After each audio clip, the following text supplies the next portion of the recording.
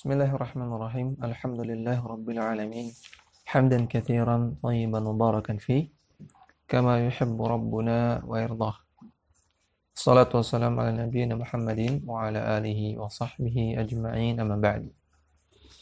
Kembali kita membaca kitab Syarhul Qawaidil Arba' karya Syekh Shalih bin Fauzan Al-Fauzan hafizahullah taala, dan risalah Al-Qawaidul Arba' ditulis oleh Syekh Muhammad bin Abdul Wahhab rahimahullah taala. Al-Musannif yaitu Syekh Muhammad bin Abdul Wahhab mengatakan Al-Qa'idatu Tsaniyatu, kaidah yang kedua. Kaidah yang kedua dari 4 kaidah dalam kitab Al-Qawaidul Arba'ah. Annahum yaquluna, orang-orang musyrikin mengatakan ma da'awnahum wa tawajjahna ilaihim illa li talabil qurbati wasyafa'ati. Tidaklah kami menyembah mereka, para berhala, dan tidaklah kami bersimpuh di hadapan mereka kecuali untuk meminta qurbah, untuk mengharapkan qurbah, untuk mengharapkan kedekatan kepada Allah Subhanahu wa taala, wasyafaati, dan mengharap syafaat dari Allah Subhanahu wa taala. Jadi orang-orang musyrikin mengatakan kami menyembah berhala alasannya untuk mencari kedekatan kepada Allah dan syafaat. Ya, kalau di kaidah pertama sudah dijelaskan bahwasanya orang-orang musyrikin juga menyembah Allah. Orang-orang kafir juga menyembah Allah Subhanahu wa taala. Namun masalahnya mereka selain menyembah Allah, mereka juga menyembah selain Allah. Mereka menyembah berhala, menyembah kuburan, menyembah pohon keramat, dan lain-lain. Maka timbul pertanyaan buat kita. Kalau orang-orang musyrikin, orang-orang kafir sudah tahu yang menciptakan langit dan bumi itu Allah, yang kasih mereka rezeki itu Allah, yang menghidupkan mematikan itu Allah, kenapa kok mereka sampai nyembah berhala segala? Kenapa mereka menyembah kuburan, nyembah pohon keramat, nyembah matahari, nyembah bulan? Kenapa? Padahal mereka tahu yang menciptakan mereka adalah Allah. Ya, maka jawabannya di kaidah yang kedua ini. Mereka menyembah berhala, menyembah langit, menyembah matahari, bulan, kuburan, pohon keramat, menyembah malaikat, menyembah nabi. Tujuannya untuk mendekatkan diri kepada Allah Subhanahu wa taala melalui sesembahan-sesembahan ini. Jadi sembahan-sembahan ini sebagai perantara bagi mereka untuk sampai kepada Allah Subhanahu wa taala, atau untuk meminta syafaat mereka agar mereka menjadi perantara untuk mendapatkan syafaat dari Allah Subhanahu wa taala.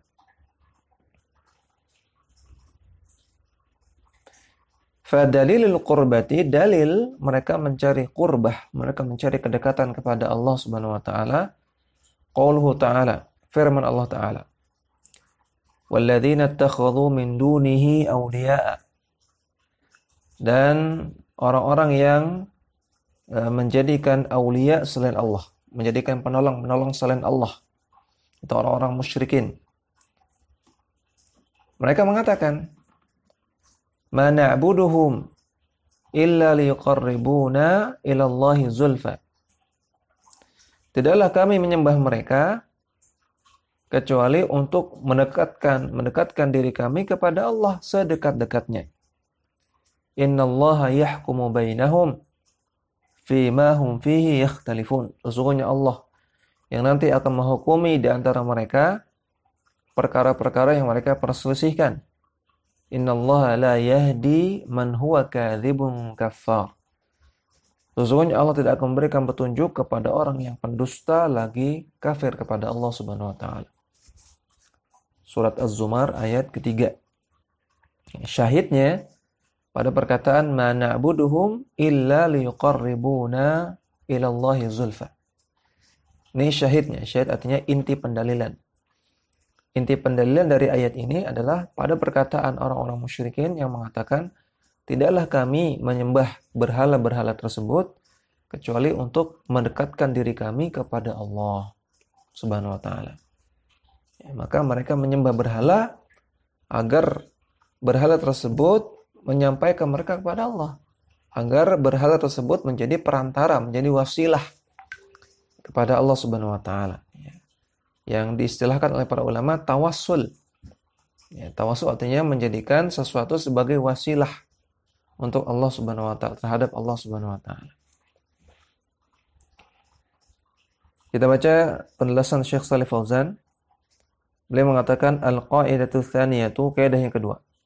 Annal musyrikina alladzina sammahumullahu musyrikina. Orang musyrik yang Allah namakan sebagai orang musyrik, wa hakama alaihim bil khuludi finnar, dan orang-orang yang Allah hukumi mereka bahwasanya mereka akan kekal di neraka, lam yusyriku fir rububiyyati, mereka tidak berbuat kesyirikan dalam rububiyah, wa innama asyraku fil uluhiyyati, namun mereka berbuat kesyirikan dalam masalah uluhiyah, dalam masalah ibadah. Fahum la yaquluna inna alihatahum takhluqu wa tarzuqu ma'allahi. Maka mereka orang-orang musyrikin tidak pernah mengatakan bahwasanya sesembahan mereka tersebut, yaitu berhala, pohon keramat, kuburan, batu keramat, matahari, bulan, nabi, malaikat, mereka ini menciptakan makhluk, menciptakan langit dan bumi. Mereka juga orang-orang musyrikin tidak mengatakan bahwasanya sesembahan mereka tersebut memberikan rezeki selain Allah Subhanahu wa taala. Wa annahum yanfa'una aw yadurruna aw yudabbiruna ma'allahi. Dan juga mereka tidak pernah mengatakan bahwasanya sesembahan mereka tersebut bisa memberikan manfaat atau bisa memberikan mudarat atau bisa mengelola alam semesta selain Allah Subhanahu wa taala. Wa innama takhaduhum syufa'a. Namun mereka orang-orang musyrikin menjadikan sesembahan ini sebagai syufa'a, sebagai pemberi syafaat. Syafaat artinya rekomendasi.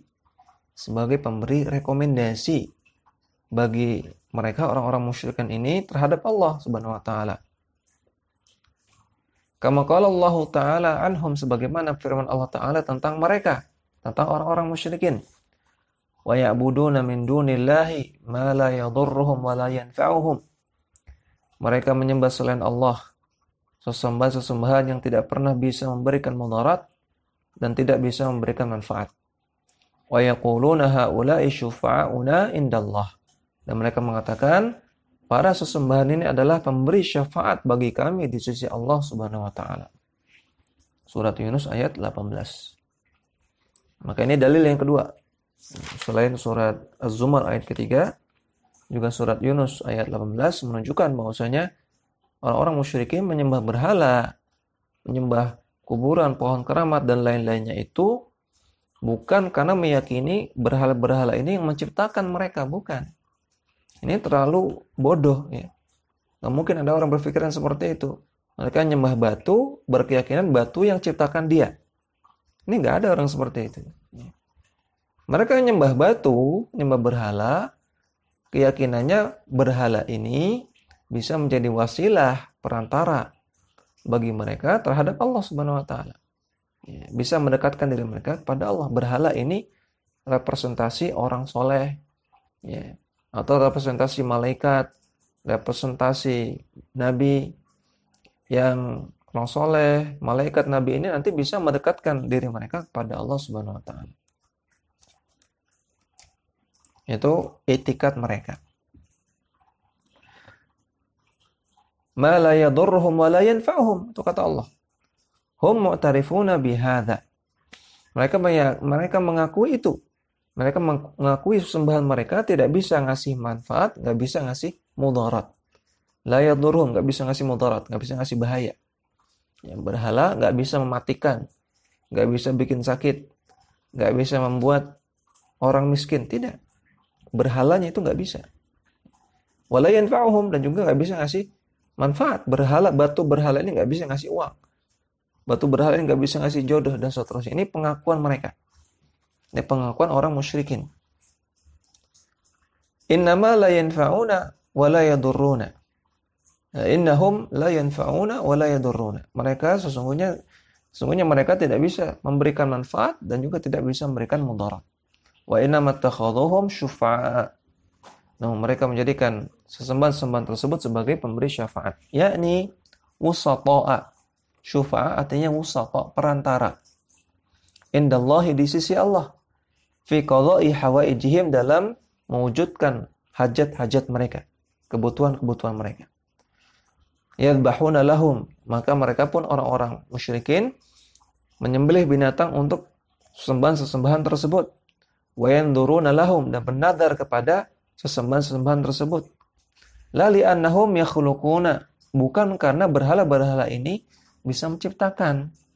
Aw yarzuquna, atau memberikan rezeki. Aw yanfa'una aw yadurruna, atau memberikan manfaat atau memberikan mudarat. Fa i'tiqadihim, dalam keyakinan mereka. Wa innama li'annahum yatawassatuna lahum indallahi. Namun karena sesembahan-sesembahan ini menjadi wasilah, wasitah, artinya perantara, menjadi perantara bagi mereka di sisi Allah Subhanahu wa taala. Yashfa'una indallahi, mereka memberikan syafaat di sisi Allah Subhanahu wa taala. Hadhihi aqidatul musyrikin, inilah keyakinan orang-orang musyrikin. Wa anta lamma tunaqishul ana kuburiyan.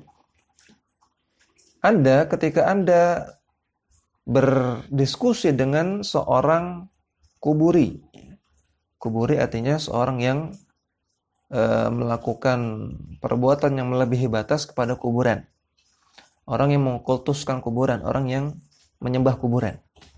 Istilah para ulama, kuburiyun atau kuburi. Kuburiyan minal kuburiyin, salah seorang kuburi. Yaqulu hadhil maqalatu sawa'an bisawa'in.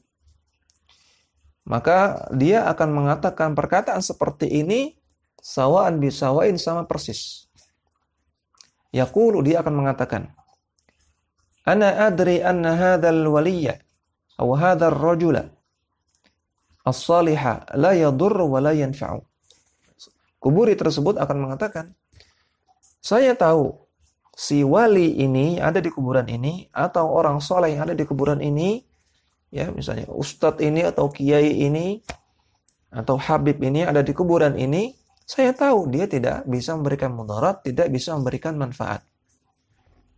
Walakin huwa rajulun salihun, namun dia adalah orang yang soleh. Wa uridu minhu asy-syafa'ata li indallahi, dan saya menginginkan syafaat dari dia di sisi Allah Subhanahu wa taala. Ya.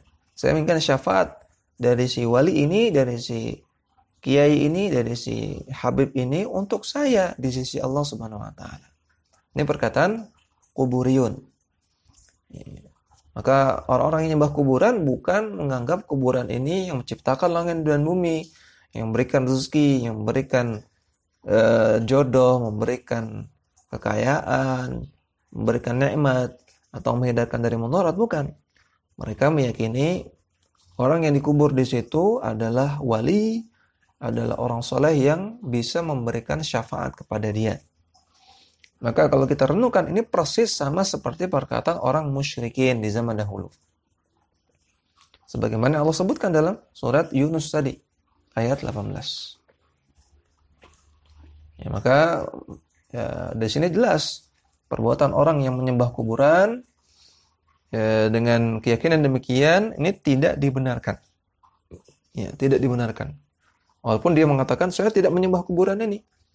Ya, tapi ketika dia niatnya ingin meminta syafaat, ya, ingin mendekatkan diri kepada Allah, ya, dengan melakukan ibadah di sana, ya, maka ini perbuatan kesyirikan sebagaimana yang dilakukan oleh orang-orang musyrikin zaman dahulu. Wasyafa'atu fiha haqqun wa fiha batilun. Dan syafaat itu ada yang hak, ada yang benar, dan ada yang batil, ada yang keliru. Asy-syafa'atu allati hiya haqqun wa sahihatun hiya ma tawaffara fiha syartani.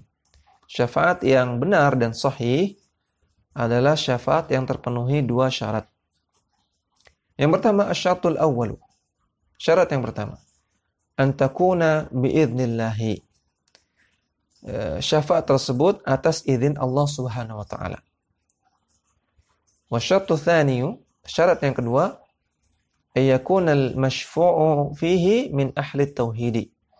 Yang memberikan syafaat tersebut, ya, atau yang diberikan syafaat tersebut, yang meminta syafaat, ya, yang memohon syafaat adalah ahlu tauhid, ya, orang yang bertauhid, ai min usatil muwahhidin, yaitu orang-orang yang bertauhid namun dia punya maksiat, ya, sehingga dia minta syafaat.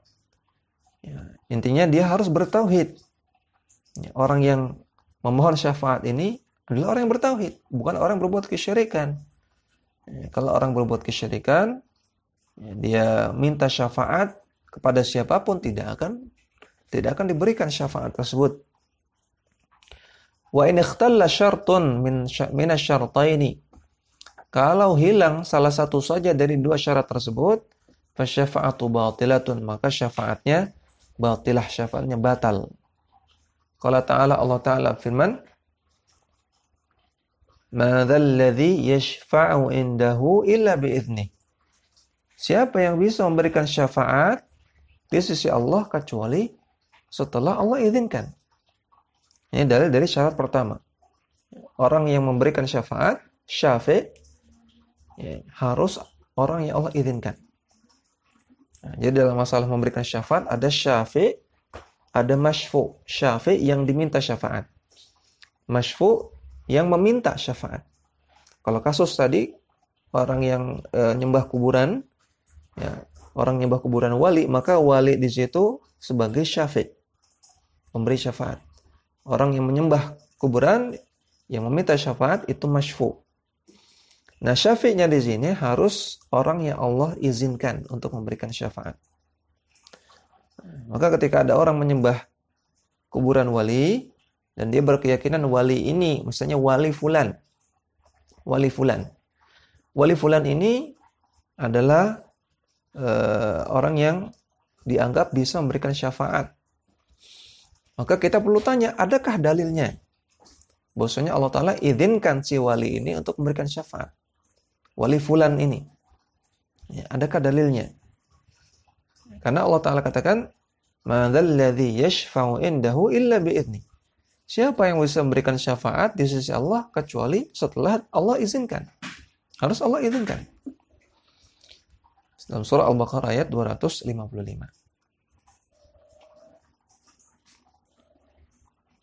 Kemudian Allah Ta'ala katakan wala yashfa'una illa liman irtadha. Dan Allah tidak akan memberikan syafaat, ya, dan mereka tidak akan bisa memberikan syafaat illa liman irtadha, kecuali orang yang Allah ridai. Dan mereka orang-orang yang syafi' tidak bisa memberikan syafaat kepada masyfu', kecuali masyfu' ini adalah orang yang diridhai oleh Allah Subhanahu wa taala. Ini dalil dari syarat yang kedua. Orang yang minta syafaat, masyfu'nya harus orang yang bertauhid. Orang yang Allah ridhai artinya orang bertauhid. Karena kalau orang tidak bertauhid nggak mungkin Allah ridha. Surat Al-Anbiya ayat 28. Wa hum usatul muwahhidin. Itu mereka adalah orang-orang yang bertauhid namun memiliki maksiat. Amal kufaru wal musyrikuna, adapun orang-orang kafir dan orang-orang musyrik, fama tanfa'uhum syafa'atus syafi'in. Maka tidak ada syafaat yang bisa bermanfaat untuk mereka. Ya, kalau seseorang meninggal dalam keadaan kafir, dalam keadaan bukan muslim, maka tidak ada yang mendapatkan syafaat sama sekali. Kecuali satu pengecualian, yaitu Abu Thalib pamannya Nabi. Ya, Abu Thalib pamannya Nabi mati dalam keadaan non-muslim, kafir, namun dia mendapatkan syafaat berupa diringankan azabnya. Kata Nabi SAW, beliau bersabda, laula ana lakana fid darkil asfali minan nar. Andaikan bukan karena syafaatku, sungguh Abu Thalib sudah berada di neraka yang paling dalam. Namun karena Nabi memberikan syafaat kepada beliau, Abu Thalib menjadi penghuni neraka yang paling ringan azabnya. namun tidak keluar dari neraka. Dia kekal di neraka namun paling ringan. Adapun selain Abu Talib, maka Allah Ta'ala katakan dalam surat Ghafir ayat ke-18 di sini, "Ma lidh-dhalimina min hamim wala syafi'." "Ma lidh-dhalimina min hamim wala syafi'in yuta'." Tidak ada pelindung bagi orang-orang yang zalim, maksudnya orang-orang yang kafir, wala syafi' dan tidak ada yang bisa memberikan syafaat yang yuta' yang diterima perlindungan dan syafaatnya. Maka orang kafir tidak bisa dibantu dengan syafaat.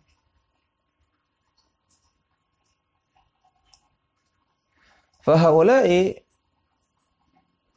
sami'u bisyafa'ati wal 'arafu ma'naha. Maka mereka mendengar syafaat namun mereka tidak mengetahui maknanya. Itu orang-orang musyrikin. Orang-orang musyrikin dan juga orang-orang muslim yang berbuat kesyirikan. Mereka tahu istilah syafaat namun mereka tidak paham maknanya. Warahu yatlubunaha min haula'i biduni idnillahi azza wa jalla. Dan mereka pun pergi untuk meminta syafaat dari orang-orang yang tidak diketahui mendapatkan izin dari Allah azza wa jalla. Bal talabuha liman huwa musyrikun billahi la tanfa'uhu syafa'atu syafi'in. Bahkan terkadang mereka meminta syafaat kepada orang yang musyrik kepada Allah Subhanahu wa taala, maka tidak akan bermanfaat syafaatnya orang-orang yang memberikan syafaat. Artinya tidak ada syafaat yang bermanfaat untuk mereka. Fahaula'i yajhaluna ma'na syafa'ati al-haqqati wa syafa'ati al-batilati. Maka mereka tidak paham, mereka jahil tentang makna syafaat yang benar dan syafaat yang batil.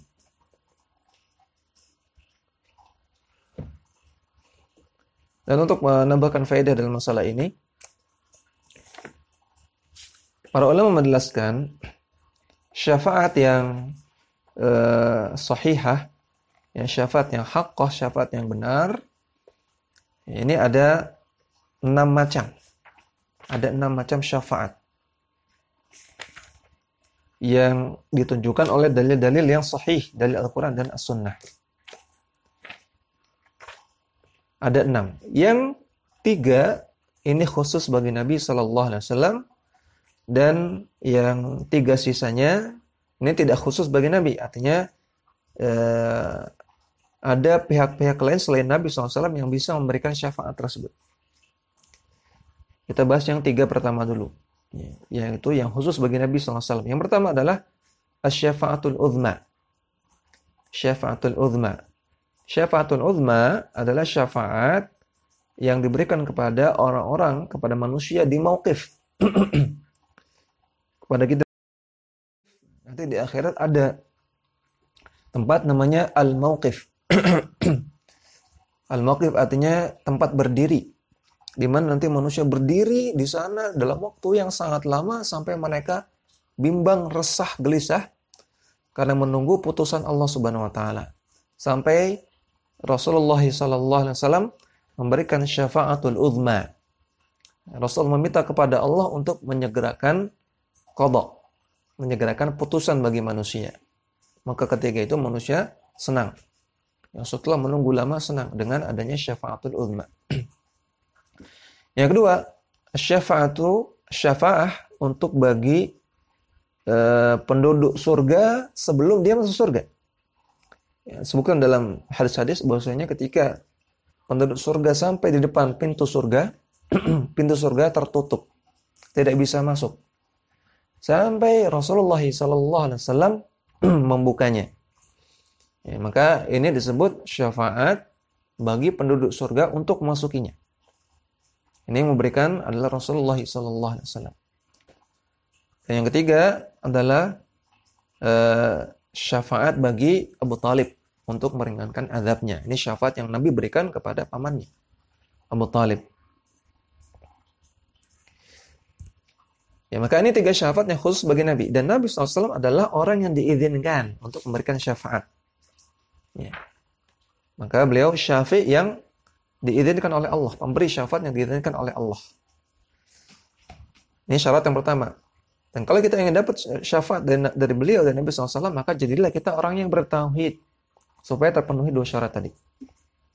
Ya. Kemudian yang keempat, syafaat yang keempat adalah syafaat bagi orang yang harusnya masuk ke neraka, kemudian dia tidak jadi masuk neraka. Ini syafaat bagi orang yang seharusnya dia masuk neraka, namun tidak jadi masuk neraka.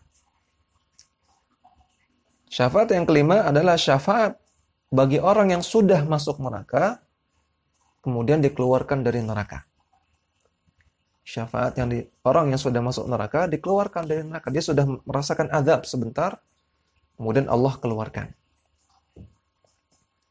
Syafaat yang keenam adalah syafaat bagi orang yang sudah masuk surga, kemudian ditinggikan derajatnya di surga. Jadi orang masuk surga, kemudian dia mendapatkan surga tertentu, kemudian dia mendapatkan syafaat ini sehingga naik dia mendapatkan surga yang lebih nikmat lagi. Nah, syafaat nomor 4, 5, dan 6 ini tidak khusus bagi Nabi SAW. Ya. Nabi SAW bisa memberikan syafaat nomor 4, 5, dan 6 ini. Selain yang 1, 2, 3. 4, 5, 6, Nabi juga bisa. Namun selain Nabi SAW, ada juga yang bisa memberikan syafaat ini. Yang pertama adalah para Nabi selain Nabi. Para Nabi selain Rasulullah SAW bisa memberikan syafaat nomor 4, nomor 5, dan nomor 6.